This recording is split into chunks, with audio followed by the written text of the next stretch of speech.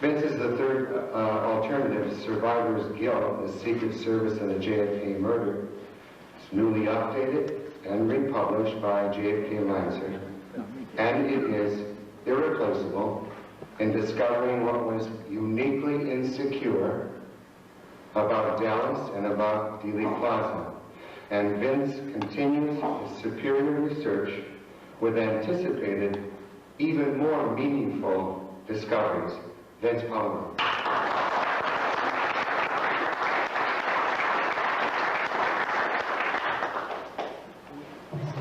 Thanks for that intro, George Michael. Well, basically what it boils down to, pure and simple, is if the Secret Service would have done their usual thorough job, we wouldn't be here today, 34 years later. You know, whether we take the view that we all do in this room is a conspiracy, or the other side of the fence, Secret Service would have did their job, and when you look at it. Basically, while it's a relatively easy task to point out the Secret Service's general deficiencies in regard to the tragic events of November 22nd, 1963 in Dallas, Texas, it has been a more difficult feat to lay bare all the specific things that were wrong in regard to security. This has been achieved primarily through a combination of luck, hard work, and perhaps most importantly, dealing with primary sources, meaning documents, and primary people, meaning the actual former agents themselves. However, one very important and significant element has been missing up to now, due in no small part to the constant evolution of my own thinking on the subject. Who in the agency benefited, who did not, and just how were these lapses in security allowed to happen?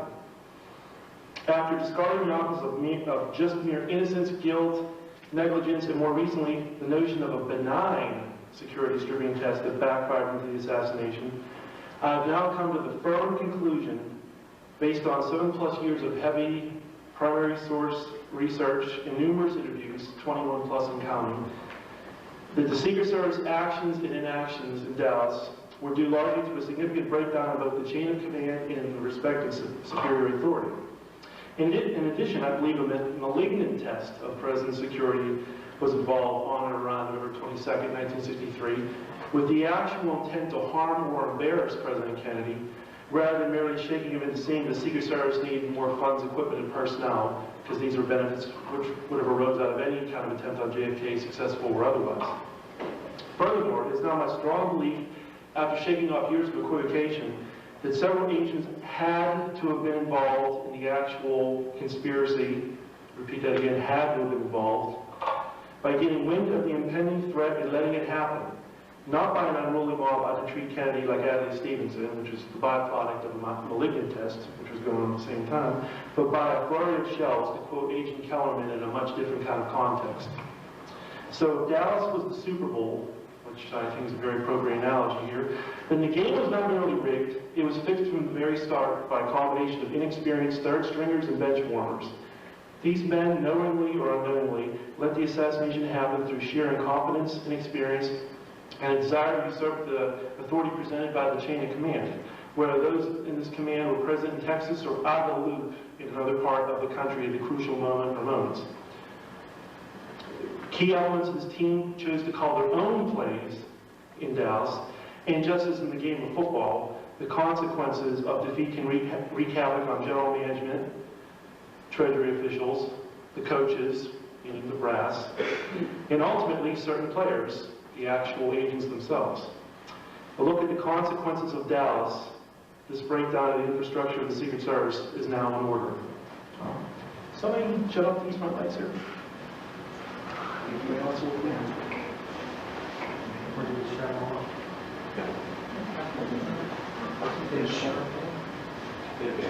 Okay.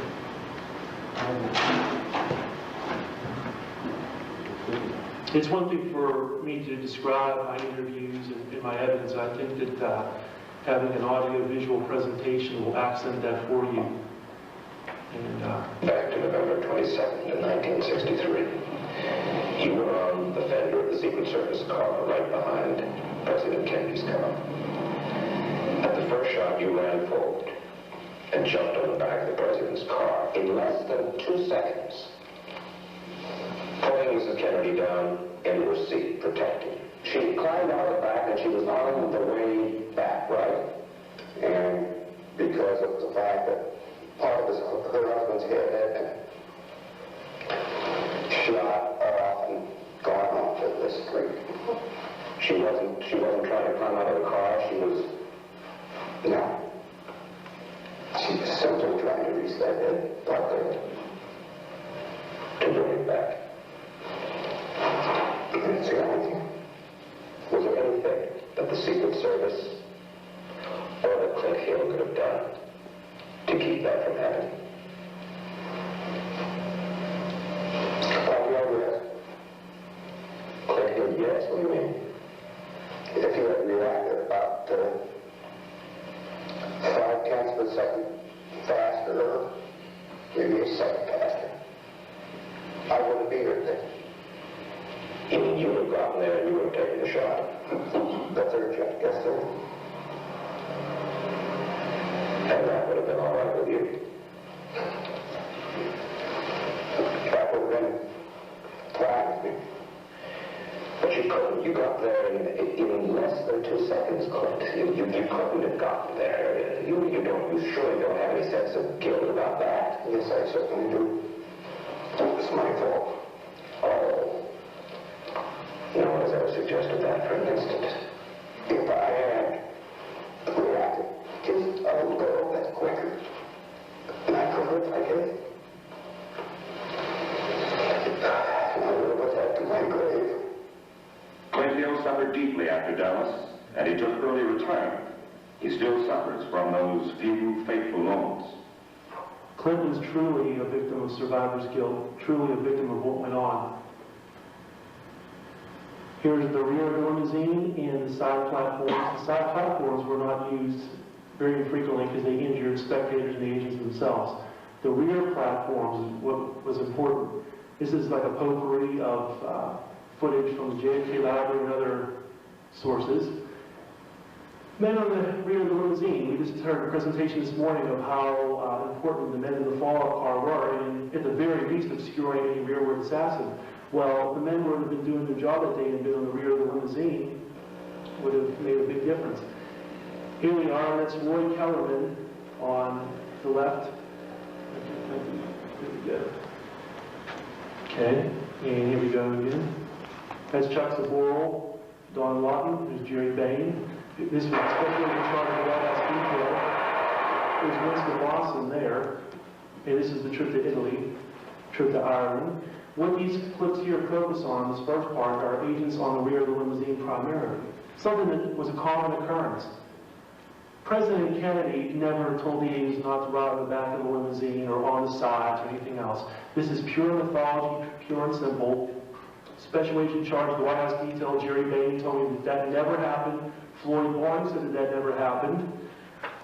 And roughly about 11 or 12 other agents I spoke to, it's in my book, you can see that for yourself, but it's been debunked. No ifs, ands, or buts.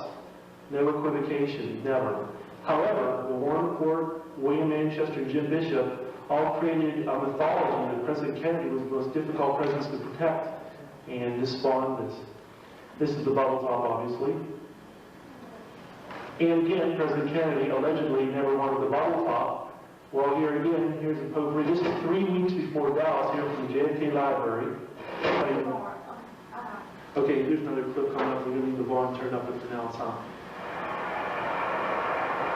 Okay, here's the motorcycles here.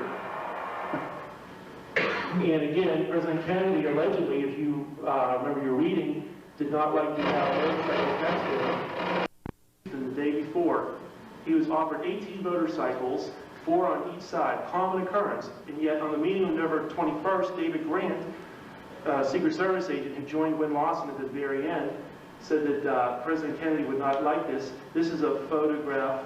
See, that was Fort Worth in the morning of the 22nd. This is Chuck Zaboro and Don Lawton. This is 4 days before Dallas. There's the motorcycles. I interviewed, oh, you want to turn up the volume now? This is an interview with Secret Service agent Winston Lawson here. I was in charge of that advance, and I arrived first. The second advance person that was going to be later helping me in Dallas didn't arrive when I did. He didn't arrive until just a few days before the event. advance person that was going to be later helping me in Dallas didn't arrive when I did. He didn't arrive until That's David Grant. a few days before. David Grant is a little-known person in this story, and actually had a lot to do with what did and did not happen in Dallas security-wise. He joined the team of Lawson and Sorrells. Today, a lot of these so-called security desires on the part of President Kennedy. And everybody thinks of Lawson and Sorrells, but again, we'll listen to what Winston Lawson has to say here. In truth, not only in my mind, I was the one and only first advance agent then and even to this day that ever lost a president from the Secret Service. An advance person that was going to be later helping me in Dallas didn't arrive. And yet he takes full responsibility Until later on in the interview. And yet we know, it's in documentation, David Green joined him on November 18th. Advance agent then and even to this day that ever lost a president from the Secret Service. I'm sure there are many outfits, organizations where I've been fired or perhaps transferred to the boondocks, but they kept me working. I worked at President Kennedy's funeral, was near the gravesite. I didn't mean it in that. His fellow agents said to me, When if it hadn't happened, I'm glad it happened to you. And they really didn't mean that in a bad way. They knew that I had done everything that I could, that I had done everything that we were doing at that time. meantime, David Grant went on to have a successful career in the Secret Service, became an advanced man under Nixon. And when Lawson was basically relegated to administrative work, this deeply broke the man. I spoke to him in September of '92, and he basically confirmed a lot of my research. The decision had a lot to do with them going to the Trade Mart. It came out of the Trade Mart of the Women's Building. Well, the Trade Mart determined the speed of the route itself, and the security of the building itself. This is a closed sedan. Winston Lawson and Sheriff Decker and Chief Curry were in, and translation useless, a closed sedan is lead car. This is Roger Craig, Deputy Sheriff.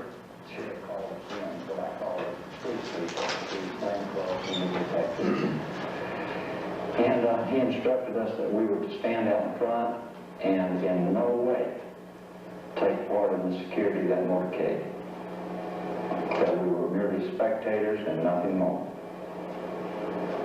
Did that seem unusual to you? It did to me at the time because there were so many people around and so few Dallas police officers. This is one of the first things I noticed was the lack of Dallas police officers. To keep the people back. Up to the point that the whole day became great frustration for a photographic person. First thing, parades were usually kind of a flatbed truck for crew and certain selected photographic personnel to ride in front of the presidential car on presidential parades. And here's some examples exclusively from the JFK Library. The press always was in front of the limousine. Standard stuff. The pole, national and international press was there. President Kennedy didn't have anything to do with this either. And they usually rode a flatbed truck. Here they are in Germany, a little bit of a higher truck here. It's an actual truck as opposed to a small pickup. But just another example. And again, I had to do a lot of digging at the Kennedy Library. This stuff is not readily available. It's usually on government services, promo films, motorcades, it's ancillary. And again, you'll see, this is Tom Dillard again. Little known thing he reveals here. First thing, This is the whole thing here.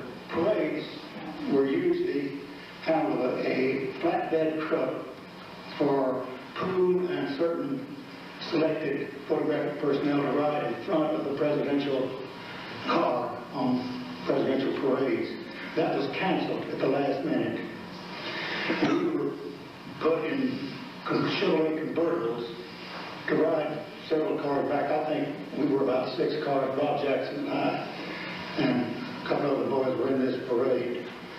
And then that put us totally out of the picture. The parade Was to actually. And a little clip of Bill Moyers. The only thing I could find of Bill Moyers, Bill Moyers was an LBJ aide, as you know. Well, he had a hand in the Secret Service in the printing of the parade route. And Chief Rowley, after the fact, said the Secret Service does not release the routes of motorcades to the press and would not and did not in Dallas.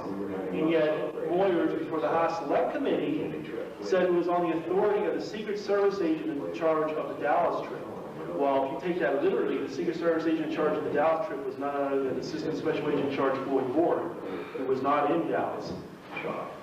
Dallas was replete with a lot of third stringers in place of a lot of the chiefs. Roy Kellerman was a third stringer who was making his first major trip on his own. Malcolm Killup, the press secretary, was a third stringer making his first. Kennedy. In the review. This is Benny Forsley Harris, also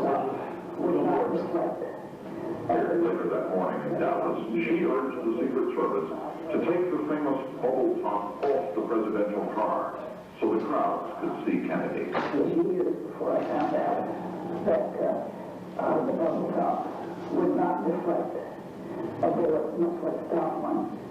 But I used to wake up in the middle of the night thinking, if only I had done something else. I had not done what I did. President Kennedy made the decision not to have the top on the presidential limousine in Dallas. Putting aside concerns about hostility, Kennedy ordered that the bullet-resistant bubble top be removed from his limousine. In retrospect, that directive became perhaps the most tragic single order ever given by a president on board Air Force One. For all America and the world. 22nd, 1963. This is amazing. This is James Clark House. It's all story. We visited the airport in a Lincoln Continental convertible. The sun was shining. It was a beautiful day. He was the factory president. His wife was accompanying him on this trip. And there was a motorcade through downtown Dallas. It was a wonderful event. Kennedy's spirits were This is what you have to deal with. Next, the day was sunny and bright. The bubble top of the limousine was removed. Mr. President, we were trying to make a decision whether to leave the bubble top. This is the truth. Sky is broke, and Side said, well, there's a decision right there, no tops, because we were there on a political motorcade, on a political motorcade, and President Kennedy wanted to meet the people. Are you responsible for the bubble top going on the car? You are, okay. Because one of the things that supposedly here again, JFK said, get that, I'm quoting now, get that goddamn bubble top off unless it's raining. There was that comment. That is not true. Like Ford Sorrells ordered the bubble top off. Who? Ford Sorrells? Ford Sorrells, I know him very well. He's the agent in charge of Dallas. He has nothing to do with it. Okay, very good. I am the sole responsibility of that. You can see Jim Lehrer, he came up with a book called The Boss of My Own, and he claims that he heard Ford Sorrells. And it was moving with, as has been reported, the bubble top of the presidential car down. This may have been a tragic mistake. When was killed, the Secret Service agents normally walk directly beside the car on either side. We do not see any in this photograph. The newsman knew something about that day. 2 or 3 Secret Service agents will walk on They knew. This clip is repeated, so there's no problem. This will come right back. They knew something was up with the bubble top of the was not behind or beside the limousine. And here we go again with this clip. Also the fact that one of the Secret Service agents was killed. The Secret Service agents normally walk directly beside the car on either side. We do not see any in this photograph, but usually 2 or 3 Secret Service agents will walk on either side of the car so that they are there to spot anyone who looks like a troublemaker. Motorcycle police not flank his car, but stayed at the front and back. Police not flank his car, but stayed at the front and back. The limousine was removed. He had insisted that no Secret Service men ride on the back bumper or side running boards, and that motorcycle police not flank his car, but stayed at the front and back. Not flank his car, but stayed at the front and back. The limousine was removed. He had insisted that no Secret Service men ride on the back bumper or side running boards, And that motorcycle police, not It's like a flank his car, mantra through the but years. stay to the front Manchester, and back. Bishop, the Warren Report, everything you read about President Kennedy is not true. This clip and what that is, that's fine. We're talking about. This is President Kennedy's arrival in Love Field. You see something pretty amazing coming up here. Again, I interviewed these Secret Service agents, and they said there was no truth to President Kennedy making requests to either have the bubble top removed, have the motorcycles depleted down from 18 down to 4, that weren't even flagging him in Dallas, to have the parade route changed, to have the destination as the trademark, on and on, the press being removed from the usual position in front and behind the limousine. And again, it comes down to the $60 million questions. Okay, well, if they're telling you all this now, they're interviewing you through your interviews, well, what's the story with all these documents? Well, that's where it gets down to. This was the quagmire I've been in for the last few years. Okay, then what is the ultimate story? I think what it boils down to is there were a few agents, and I'm going to name them here for the first time. I believe Floyd Boring, Emery Roberts, and Bill Greer are the 3 Secret Service agents who were sinisterly involved in Kennedy's murder. Bill Greer was the driver of the presidential limousine. I will get to him in a moment. Floyd Boring was number 2 man, assistant special agent in charge of the White House detail, in charge of planning the Texas trip. I spoke to him twice. And Emery Roberts, who was the commander of the follow-up car in Dallas, a normal duty he had. He was one of the 3 shift leaders of the White House detail. And I spoke to Arthur Godfrey, who was one of the 3 shift leaders of the White House detail, along with Emery Roberts and Stu Stott. All 3 of them were on the Texas trip. And he basically told me in no uncertain terms that with himself, being Godfrey meaning, he was in Austin. And he said, well, you know, really, he didn't use these words, but basically he was more or less out of the picture, out of the loop. And it basically boils down to, Emery Roberts was basically in control of the nerve center of this follow-up car. There's Henry Ripka, an agent who rode in the follow-up car, was a protective agent in San Antonio, Houston, and Fort Worth, November 21st and November 22nd. This is different angles of them leaving Love Field. This is John Reddy, Paul Landis, and here they are leaving Love Field. Henry Ripka, thinking he's going to be doing what he just did the last few stops. And this is when Emery Roberts rises in his seat in the follow-up car and with some hand gestures basically tells him to cease and desist from his actions. Paul Landis is even making room for him on the follow-up car. And this is when you'll see Henry Ripka. I think his picture says 1,000 words. Well, this is about as close as you can get here. Wow. Pretty crazy. And the most amazing thing of all is the fact that there are not 1 report, not 2 reports, but 3 reports after the fact placing Ripka in the follow-up car when he wasn't there. Again, either they assume he did hop on the car or it's cover-up. Take your pick. There's Paul Landis making room for him. And the third gesture. Yeah. Jeez. Yeah. And again, when you see this clip normally, it's normally, you know, real time, it goes by quick. There's Emery Roberts right there in case you want a little closer look at him. One of the shift leaders of the White House detail. And this is a little bit of a blow-up I did here. There's him rising in the seat again. And the camera angles do change. This is from ABC's WFA footage here. So the camera angle does shift like that. That's why I had to do this. There's his hand gestures. And again, you'll see Henry Ripka. Henry Ripka is since deceased. Try to locate his family. I've been unsuccessful to date. And here's a little interesting thing. Seymour Hersh, that Charlie brought up. Well, he interviewed Tim McIntyre. Well, Tim McIntyre was pretty lackadaisical that day because this is them just a few blocks away, and he's just sharing a little joke here with Clint Hill on the rear of the follow-up car. This is repeated to this little, this will be, yeah, here it's coming. Okay. They're sharing a little joke back and forth. What happens if an assassin starts to shoot right now? You might think just a minor point. Well, it's pretty, at the very least, you could say that of the agents who I do not think were sinisterly involved, I already named Floyd Boring, Emery Roberts, and Bill Greer. The other agents who I think were involved in what I would call a malignant test of the president's security, stripping his security in order to invoke a scenario like what happened to Adlai Stevenson, our United Nations ambassador, in late October '63, was embarrassed, humiliated upon the whole world, spit upon, hit with a placard, and I think that that situation was set up for Dallas.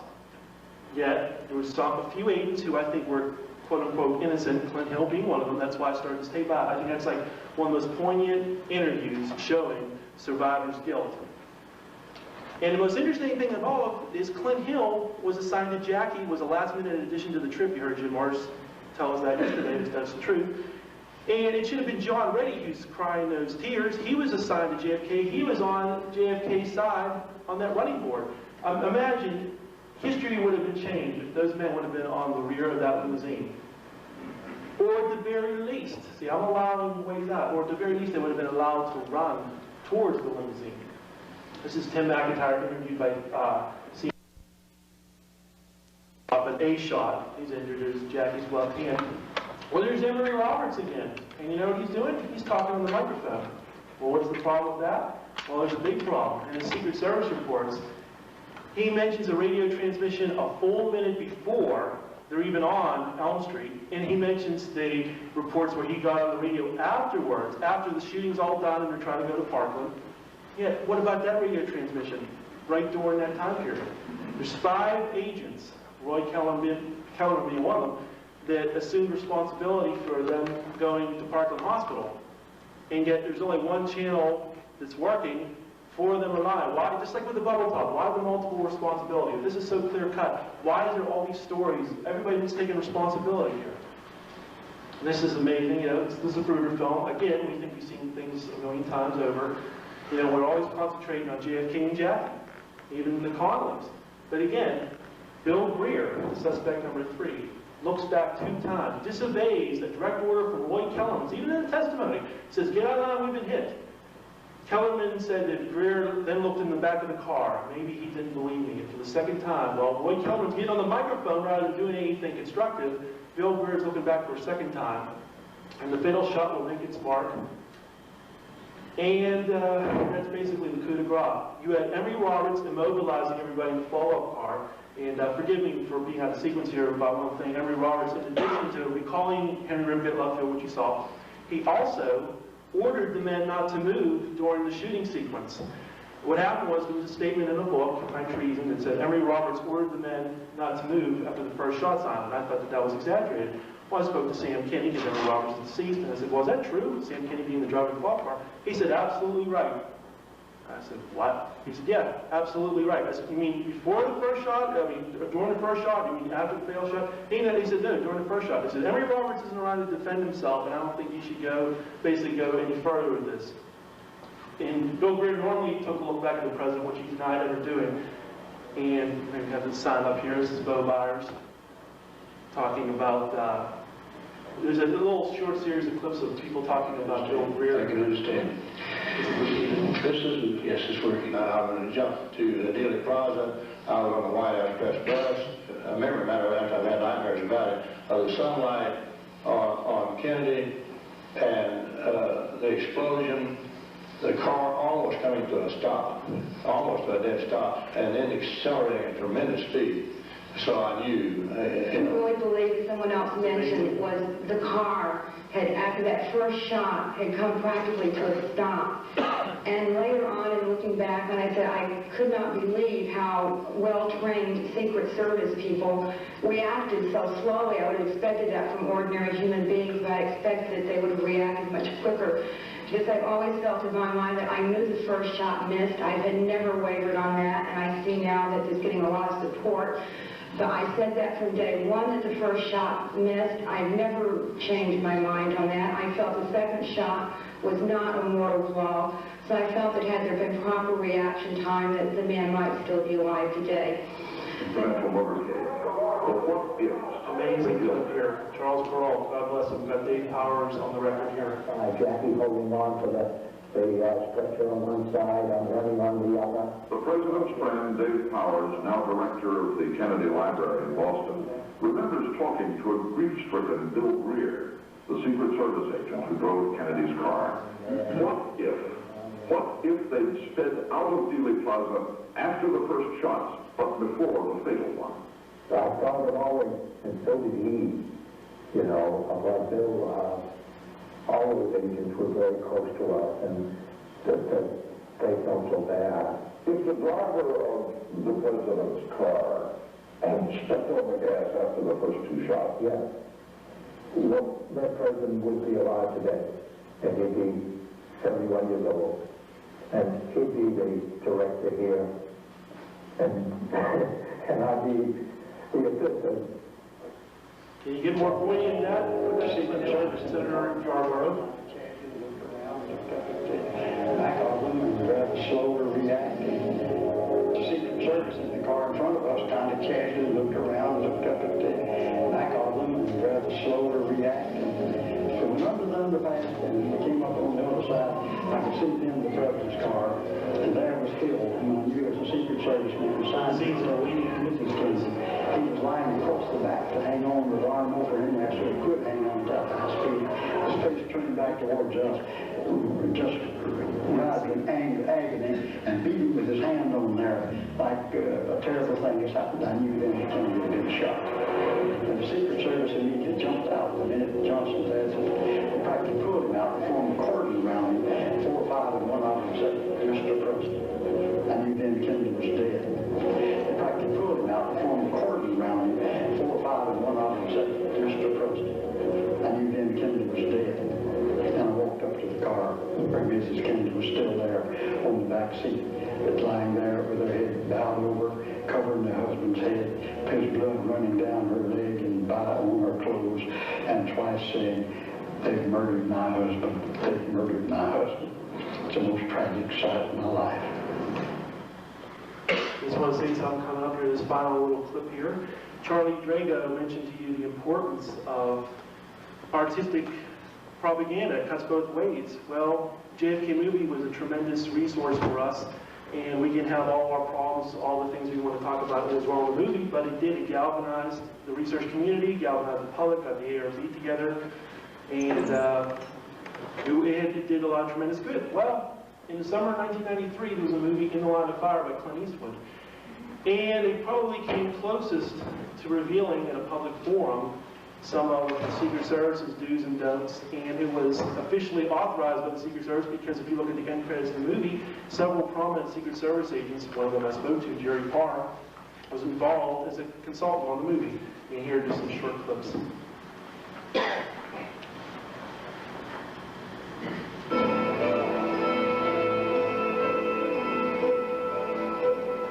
Oh my God. That's you. By the way, I'm watching your movie. Movie? November 1963, Kennedy's last days, the arrival in Texas. It must have been exciting for you, Frank. Dallas, the morning of love field. You all look so radiant. JFK, Jakey, and you look so young and able, Frank. What did happen to you that day? Only one agent reacted to the gunfire, and you were closer to Kennedy than he was. You must have looked up at the window of the Texas Book Depository, but you didn't react. Late at night, when the demons come, do you see the rifle coming out of that window, or do you see Kennedy's head being blown apart? If you'd reacted to that first shot, could you have gotten there in time to stop the big bullet? And if you had, that could have been your head being blown apart. Do you wish you'd succeeded, Frank? Or is life too precious? That about says it all. I'd say with Clint Eastwood and Clint Hill. Little ironic little meshing of poignant clips, I'd say that, and Ralph Yarborough kind of put it all together. Situation now, we've been looking at our suspects, and I think that there's a lot to be said for the work of other prominent authors and researchers. And we can point to our suspects and whatnot, but through my interviews, I have totally debunked the notion that President Kennedy had anything to do with these security insufficiencies, and it boils down to the Secret Service being responsible for them. Like I said, Floyd Boring was the #2 man. He was in charge of planning the Texas trip. So it's basically the nerve center of Floyd Boring, still in Washington, D.C. They send the third stringers of Lloyd Kellerman, Malcolm Kilduff, Rufus Youngblood, who was in charge of LBJ's detail, was the number 2 man. The number 1 man, Stuart Knight, was back in D.C. waiting to be promoted on Monday, November 25th. But what happened after Dallas is Stu Knight went backwards, and Rufus Youngblood went way to be assistant chief.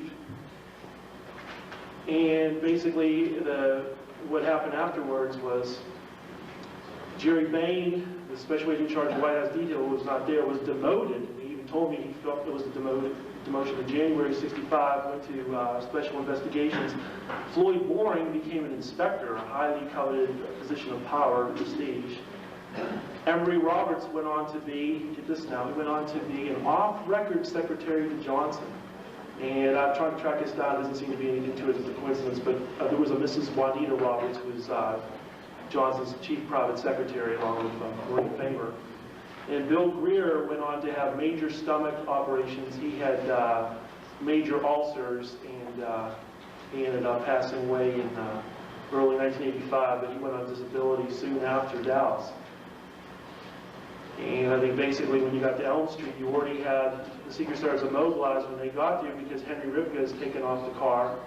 The motorcycles are brought from 18 down to 4 non-flanking units. You have them pressed out of the way so they can't take any professional photographs. You get to Dallas when the shooting starts, Elm Street. First shot signs, Emory Roberts orders them not to move. That immobilizes John Reddy. Clint Hill's late getting there, and that's the reason why I think he shouldered a lot of the so-called survivor's guilt. And John Reddy basically went on to anonymity. And the agents, though, I think have the most to, they have the most to tell us, the most to put on record and say what's going on. Well, Floyd Boring was never interviewed by anybody in official capacity. David Grant, Lawson's oft-forgotten partner, was also not interviewed by anybody. And Bill Greer, he had his testimony before the Warren Commission, filled with a lot of half-truths. He denied looking back at President Kennedy, let alone twice, and he denied everything that we see in the Zapruder film. And basically, the government investigations took everything at face value. So I would just say that in conclusion, I think that we best look twice, if not thrice, at the actions and inactions of the Secret Service. I think they had a lot to do with what went down in Dallas. Thank you.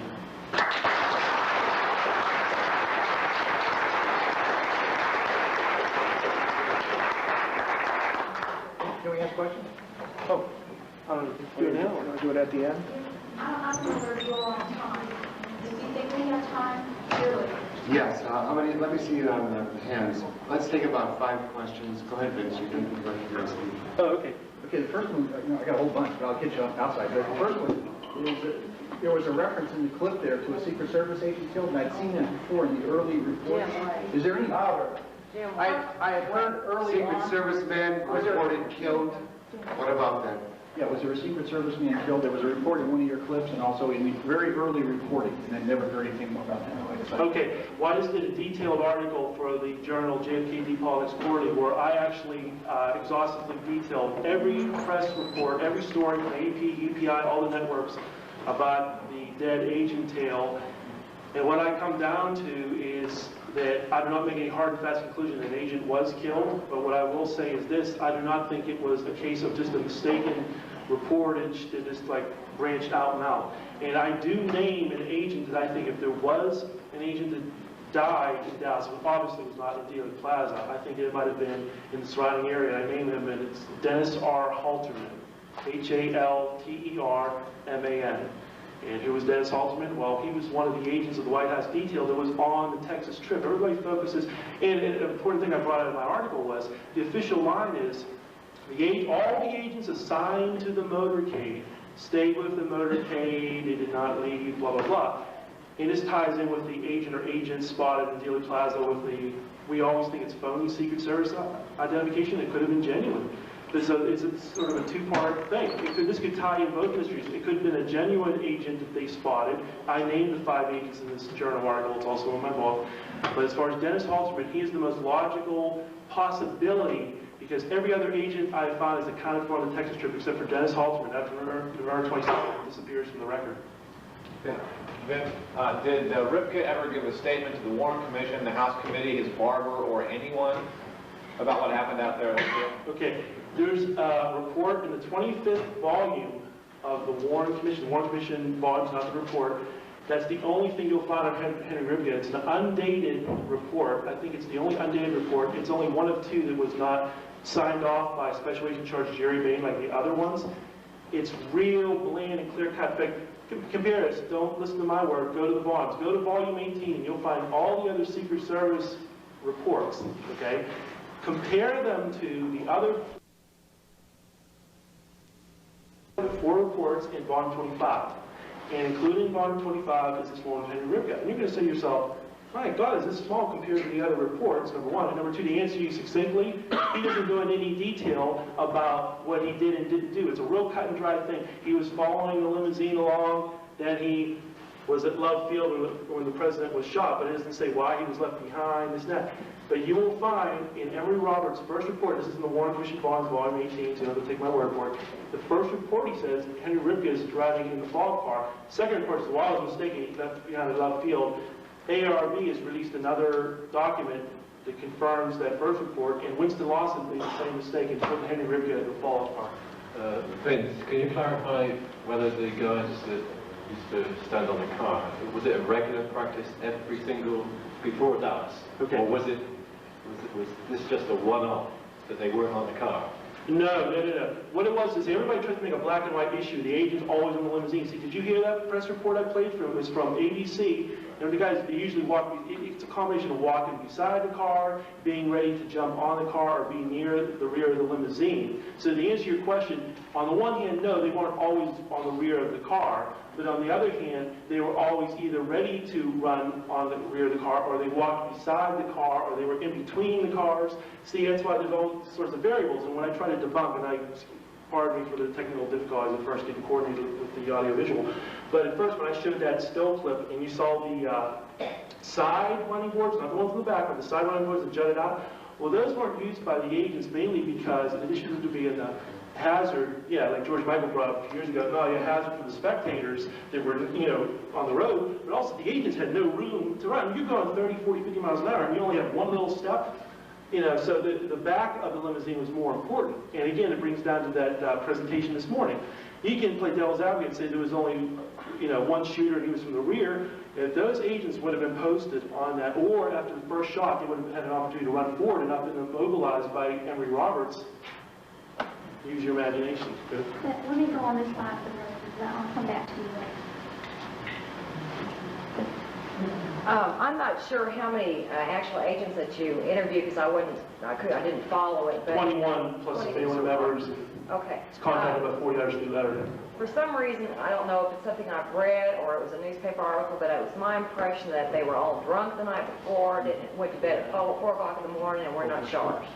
Okay. Is that correct? That's partially true. What it boils down to is they visited the Fort Worth Press Club in the cellar. See, the Warren Commission investigated their drinking at the cellar, but the cellar was just like a sort of a, I don't know, what was the term? Like a beatnik club, and they didn't drink alcohol there. So they said, okay, well, they didn't drink alcohol there, but they drank at the Fort Worth Press Club. And not only did they drink, 9 of them drank, including 4 in the follow-up car. John Reddy, Clint Hill, Paul Landis, and Glenn Bennett. Those are the 4 in case you want the names. It's in the Warren Commission volume 18 for the cellar reports and Fort Worth Press Club. Make a long story short, no, they were not punished in any way, and Chief Rowley said he did not want to stigmatize their careers and hurt their families.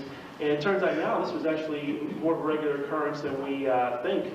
Abraham Bolden, in his interviews with me, pretty much told me that a lot of them were all-night drinkers. And let's even just get off the idea that they were drinking. Let's even give them the benefit of the doubt and say that they weren't drinking, although the proof was they were.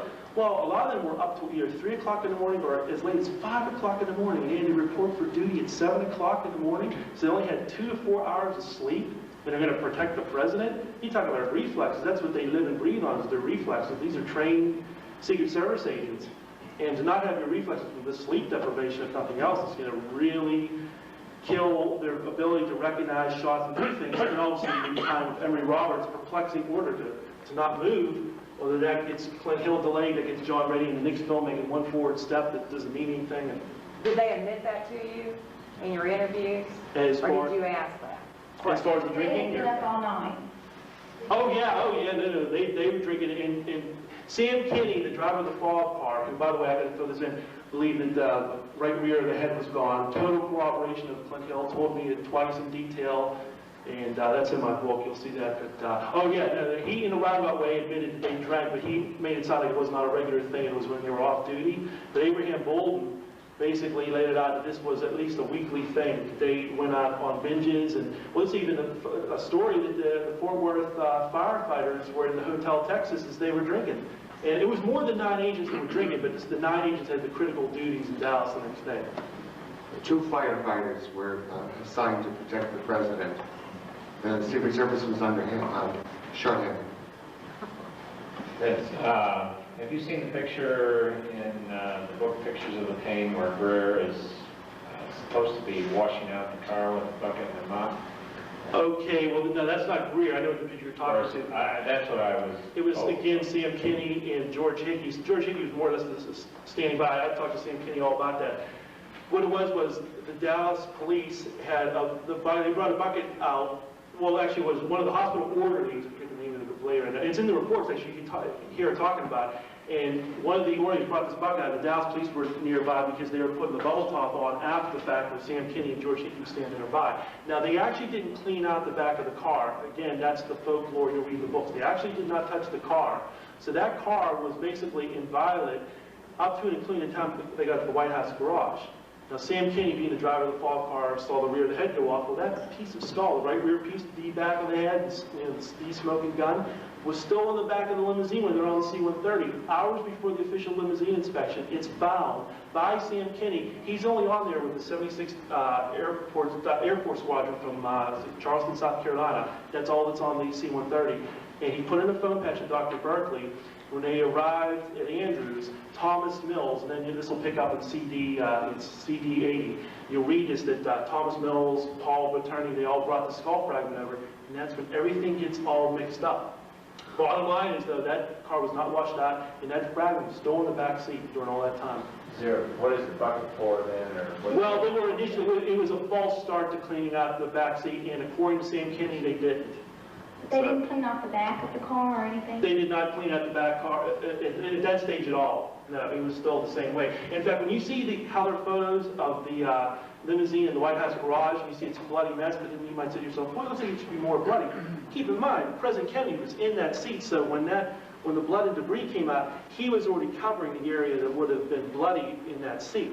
So when you see it, it creates the impression, boy, I thought that would have been more bloody. But I just again, wonder why we don't see more blood on the back of the car, but maybe it just, you think it blew off as they were driving back to the airport, or? Well, I agree with the researcher, Dr. Randy Roberts, and some other people that the back of the head did come off, separate from the scalp. We're talking about scalp and skull. Well, the actual skull particle came out. That's the piece Jackie came and retrieved, brought back into the car. Clint Hill's testimony picked up about the right rear piece. It was lying in the rear seat. Sam Kinney totally confirmed that. And the ironic thing is, Sam Kinney believes there was a conspiracy, but he also believes Oswald acted alone. You figured it out then. Vince, did you say that Boring is still alive? Floyd Boring is 81 years old, still alive. I spoke to him twice. He was just on the PBS special on Harry Truman. Is Robert still alive? Harry Roberts passed away in the 1960s. Has the ARRB ever deposed Boring? No, but they ever suggested it? They should. I mean, they should depose him.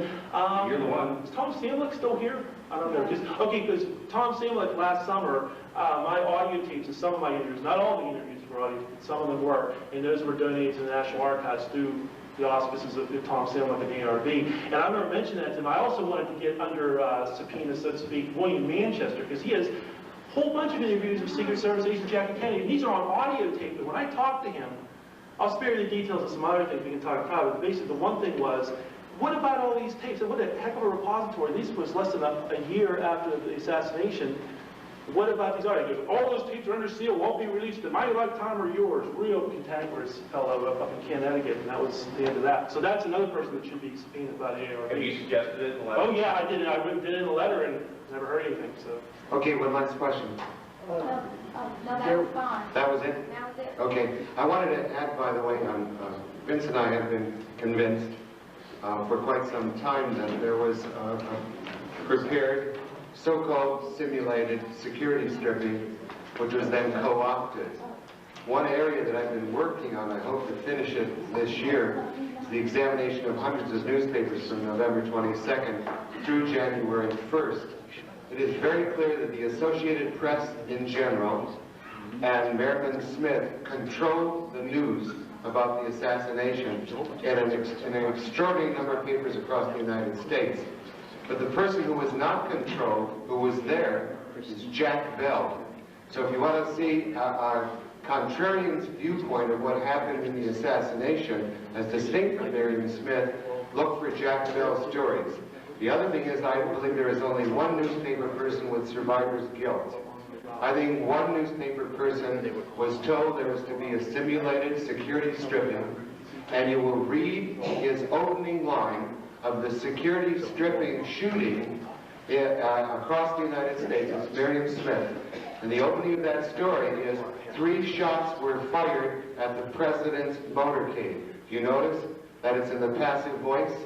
That the shots were at the motorcade? That it doesn't say anything about a sniper killing the president? I believe that is a pre-prepared line that Merriam Smith wrote because he was given prior word that there was to be a simulated security attack.